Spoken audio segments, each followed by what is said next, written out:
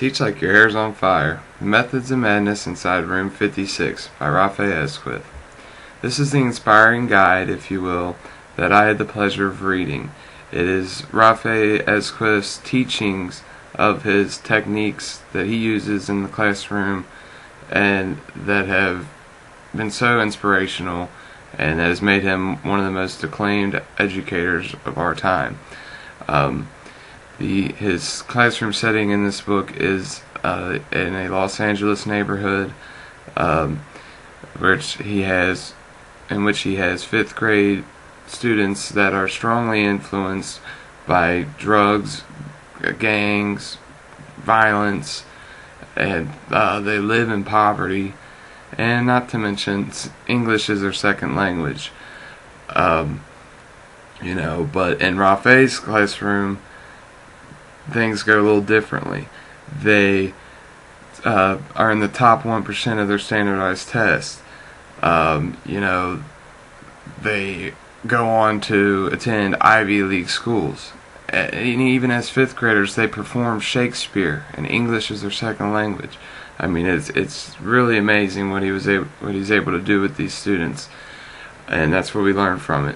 Which brings us to the main concept of this book, which is Raffae's two basic classroom principles: work hard and be nice. Simply stated, work hard and be nice. The two basic classroom principles of Raffae Esquith.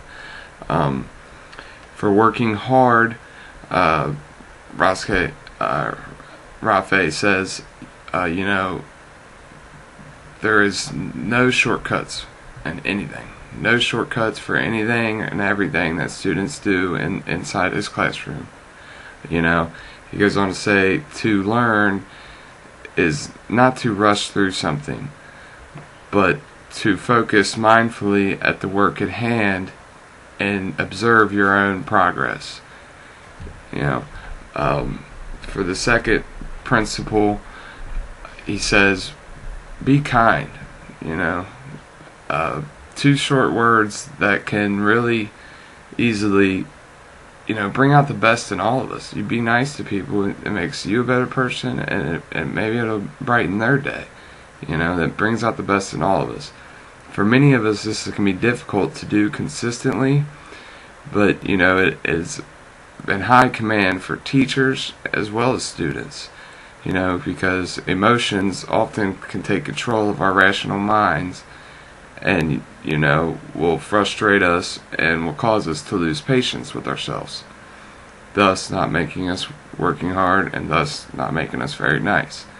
So these two basic principles really can go a long way in the teaching world. Okay, so wrap this up. A lot of students will be living outside of this classroom. They'll be living in chaos, constant screaming and craziness at home. So look at the classroom as a safe haven for all your students, and take this concept of haven and turn it into innovative teaching for the advancement of student learning. This is a very inspirational book that I was able to read. It's really it's a teacher's guide. It's very inspirational, and I really encourage you to read it. Thank you.